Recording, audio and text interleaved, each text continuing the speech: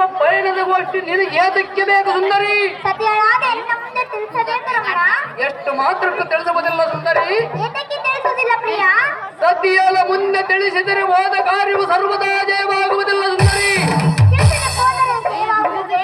ಸರ್ವದಾ ಜಯವಾಗುವುದು ಸುಂದರಿ. ಹಾಗಂತ ಯಾರು ಹೇಳಿದರು ರಮಣ? ಆರ್ಯರು ಎಚ್ಚರಗೊಂಡಿರುವರ ಕಾಂತೆ. ಹಾಗಾದರೆ ಚೆನ್ನಾಗಿ ಕೇಳು. ಕಾಂತೆ ಅದೇನು ಚೆನ್ನಾಗಿ ಹೇಳು.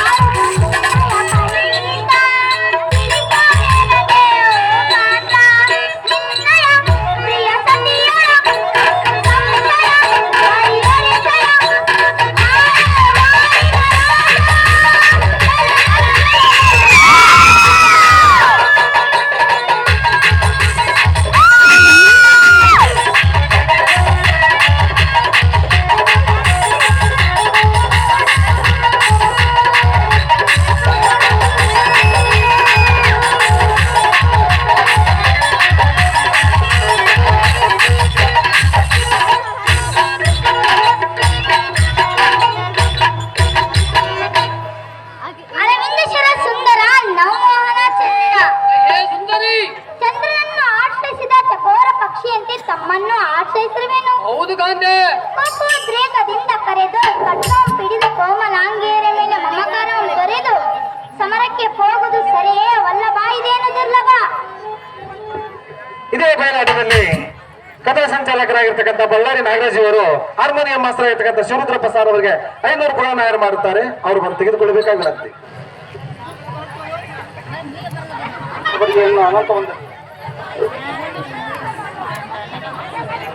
ಹೇ ಪದ್ಮಾಕ್ಷಿಯಾದ ಕನಕಾಂಗಿಯೇ, ಪ್ರಾಣಪತಿಯೇ, ಪದ್ಮವ್ಯೂಹದಲ್ಲಿರ್ಪ ದುರ್ಬುದ್ಧಿಗಳೆಂಬ ದೈರಾತಿಗಳ ಕಲಗುವಂತೆ ಸಿಂಹಸ್ಕರಿ ಎಂಬ ಯುದ್ಧದ ಬಿಡಿದು ಹೋಗುವ ಸಮಯದಲ್ಲಿ ಮಾತ್ರ ಅದು ಏತಕ್ಕೆಂದರೆ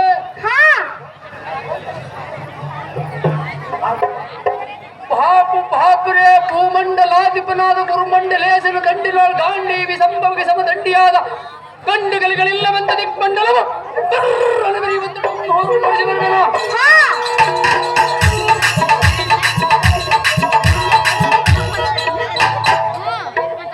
ಕದನ ಪ್ರಯುಕ್ತರಾದ ಕುಲತ್ಯಂತ ಕೈ ಉಂಟಿಸಿರುವ ಮಧುಂಕನಾದ ಕೌರವರ ಬಲ ಬೆದರುವಂತೆ ಹೋಗುವೆನು. ಮತ್ತೆ ಗಜಗಾಮಿನಿ ಸದನಕ್ಕೆ ನಡಿ ನಡಿಯೇ ಬೇಗರಿ.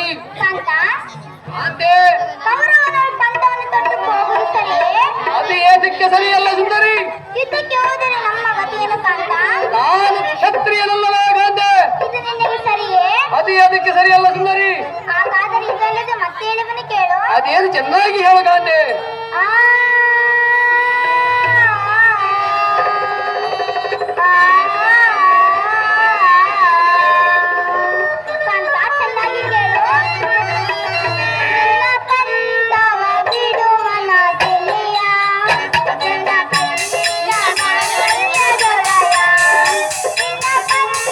ಬಿಡುವ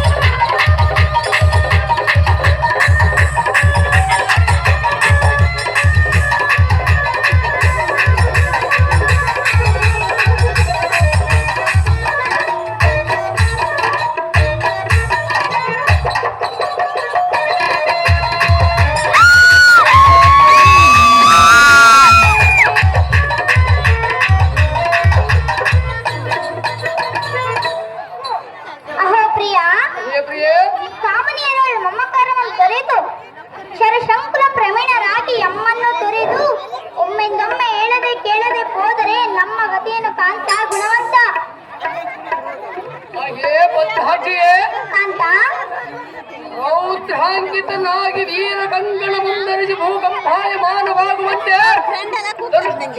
ಮುಂಗೈದು ಭಯಂಕರ ರಾಂಗಣದಲ್ಲಿ ಧನುವನ್ನು ಹಿಡಿದು ಹೋಗುವ ಸಮಯದಲ್ಲಿ ಶಂಕರನ ಅಡ್ಡಗಟ್ಟಿದರೆ ಕಾಂತ ಕೌರವರ ಬಿಂಗ ಮುಂಗರಿಗೆ ಬರವನ ಕಾಂತ ಓ ನಿಪ್ಪನ ಬಲಕ್ಕೆ ಸೇನಾಧಿಪನಾದ ದ್ರೋಣರಿಗೆ ಎನ್ನು ತ್ರಾಣವನ್ನು ತೋರಿಸಿ ಅವರ ಪ್ರಾಣವನ್ನು ನೀಗಿ ಯಮನಾಲಯದ ದಾರಿಯನ್ನು ತೋರಿಸುವೆ.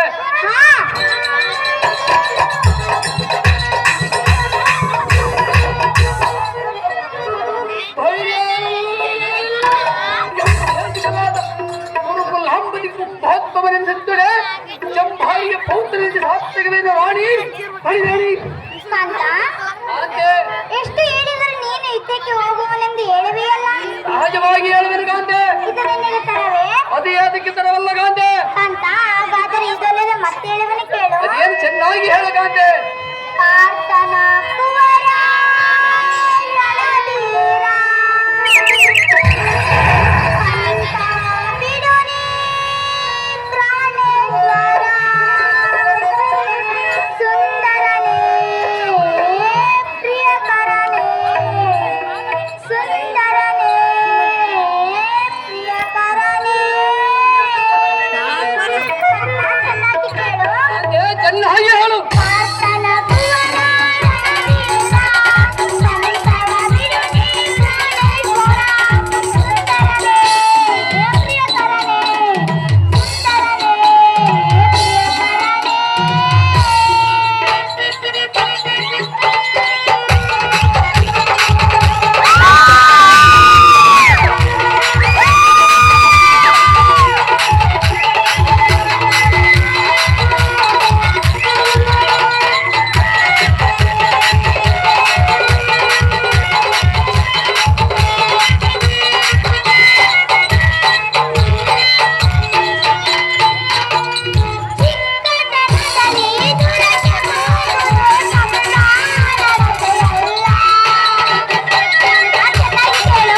ಚೆನ್ನಾಗಿ ಹೇಳು. ಚೆನ್ನಾಗಿ ಹೇಳು.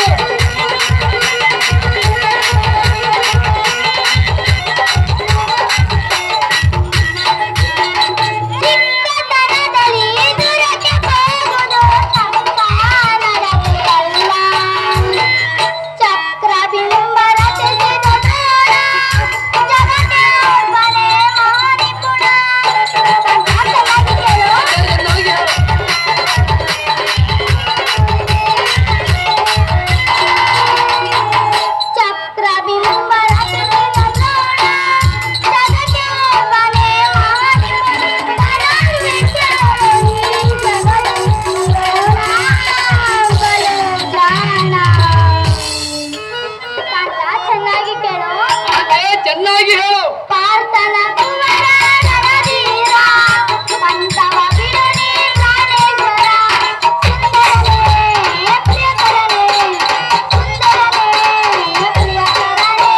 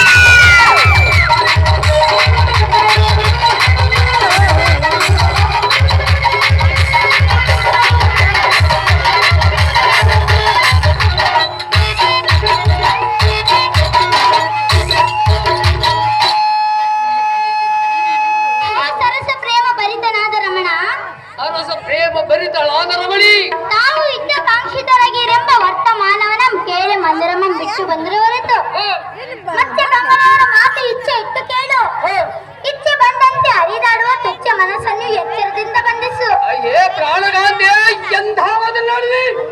ಅಹ ಪ್ರಿಯ, ಏ ಪ್ರಿಯ, ಬಾಲ್ಯದಲ್ಲಿ ಗುರುಗಳಿಂದ ವಿದ್ಯೆಯನ್ನು ಕಲಿಯಬೇಕು, ಯೌವನದಲ್ಲಿ ಧನುರ್ಜನ ಮಾಡಿ ಸುರಿತಾನಂದ ಪಡೆಯಬೇಕು, ಯುದ್ಧಕ್ಕೆ ಹೋಗುವ ಸಮಯದಲ್ಲಿ ಸರಸಕ್ಕೆ ಕರೆಯುವುದು ಸರಿಯಲ್ಲ ಸುಂದರಿ. ಮುಪ್ಪಿನ ಕಾಲದಲ್ಲಿ ಪರಲೋಕ ಸಾಧನೆಯಾಗಿ ಶಿವಪರಾಣದಲ್ಲಿರಬೇಕು. ಇದು ಸರ್ವರಿಗೂ ಅನುಕೂಲವಾದ ಪದ್ಧತಿ ಕಾಂತ, ತಿಳಿದು ನೋಡಿದಿರುತ್ತಾಂತ. ಎಲೆ ಭೃಂಗ ಮೇಲಿಯಾದ ಗನಗಂಗಿಯ ಕಾಂತ, ಮುಂಗೈಯಳ ಶರಾಂಗಳಂ ಏರಿಸಿ ಎಂಗಳೇರ ಸಂಗ್ರಾಮಕ್ಕೆ ಹೋಗುವ ಸಮಯದಲ್ಲಿ ಎಂಗಳೇರ ಮಾತಿಗೆ ಅಂಗಜನ ಕೀಳಿಗೆ ಮನಸ್ಸೋದರೆ ತುಂಗ ವಿಕ್ರಮರಾದ ಹಾ ಏ ಸುಂದರಿ, ಸುಂದರ, ನಿಮ್ಮ ಜನಕರಾದ ಬಲರಾಮಾದಿ ಬಲ್ಲರಿಗೆ ಬಲವನ್ನು ತಲ್ಲಣಿಸಿ ಬರುವ ಬಂದಿತನ ಮುಂದೆ ಮೆಲ್ಲನೆ ಸಲ್ಲಿಸುವುದಕ್ಕೆ ಬಂದೆಯಾ? ಹಾ ಏ ಪುನಲೋಚನೆ, ಕಾಂತ, ಬಗ್ಗಿಲ್ಲೆನ್ನುವ ಹಾಗೆ ಹೆಗ್ಗಾಳಿ ರವದಿಂದ ಮುಕ್ಕುವಂತೆ ಶರಾಗ್ರಿಂದ ಕುರುಬನ ಬಲವೆಲ್ಲ ದಗ್ಧೈಸಿ ಬರುವೆನು ಕಾಂತೆ. ಬಿಡು ನಿನ್ನ ಮನದ ಚಿಂತೆ ಕಾಂತ, ಕಾಂತೆ. ಸತಿಯರೊಡನೆ ಸಂತೋಷದಿಂದ ಇರುವುದು ಬಿಟ್ಟು ಯುದ್ಧಕ್ಕೆ ಹೋಗುವುದು ಸರಿಯೇ? ಅದು ಎದಕ್ಕೆ ಸರಿಯಲ್ಲ ಸುಂದರಿ. ಕಾಂತ, ಕಾಂತೆ, ನೀನು ಯುದ್ಧದಲ್ಲಿ ಜಯಿಸಿ ಬಂದರಂತೂ ಒಳ್ಳೆಯದು, ಎಷ್ಟು ಮಾತ್ರಕ್ಕೂ ಭಯಪಡಬೇಡ ಕಾಂತೆ. ಇಲ್ಲವಾಯಿತೆ ನಮ್ಮ ಗತಿಯೇನು ಕಾಂತ? ನಾನು ಕ್ಷತ್ರಿಯನಲ್ಲವೇ ಕಾಂತೆ. ಕಾಂತ, ಹಾಗಾದರೆ ಇದಲ್ಲದೆ ಮತ್ತೆ ಹೇಳುವನು ಕೇಳು. ಅದೇನು ಚೆನ್ನಾಗಿ ಹೇಳು ಕಾಂತೆ.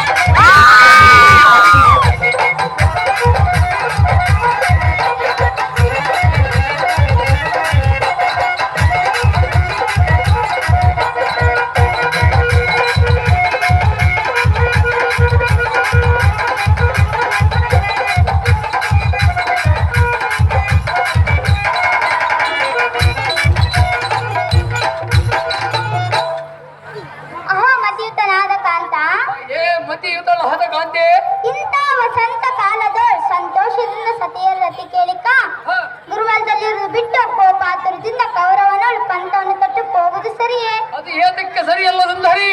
ಮಂದಗಮನಿಯರ ಮಾತು ಧಿಕ್ಕರಿಸಿ ಹೋದರೆ ಸಿಂಧು ಪುರುಷನ ಮೆಚ್ಚನು ಮಾರರೂಪ ಅಮಿತ ಪ್ರತಾಪ.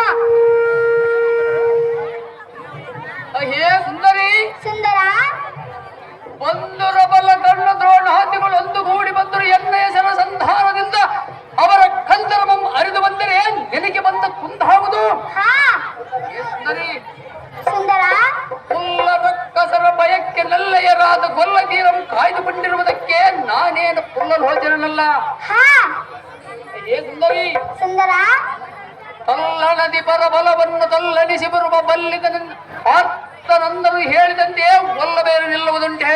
ಹಾ ಪಾಪು ಪಾಪುರೇ ನಿಪುಗಳ ಗುಡಾರನಿಸಿದ್ದೊಡೆ ದಿಶತ್ಕುಲ ತಿಮಿರ ಮಾತಾಂಡ ಗಂಡುಗರಿಗೆ ಗಾಂಡೀವಿ ನಂದನಿಸಿ ಸತ್ತಗವೇನು ರಾಣಿ ಪಡಿ ಹೇಳಿ ಶಾಂತ, ಅಂತೆ ನೀನು ಯುದ್ಧಕ್ಕೆ ಹೋಗುವುದೆಂದು ಹೇಳಿವೆಯಾ? ಸಹಜವಾಗಿ ಹೇಳುವನು ಸುಂದರಿ. ನಮ್ಮ ಗತಿಯನ್ನು ನೀನು ಯುದ್ಧಕ್ಕೆ ಹೋದರೆ ನಮ್ಮ ಗತಿಯನ್ನು ಶಾಂತ? ನಾನು ಕ್ಷತ್ರಿಯನಲ್ಲವೇ?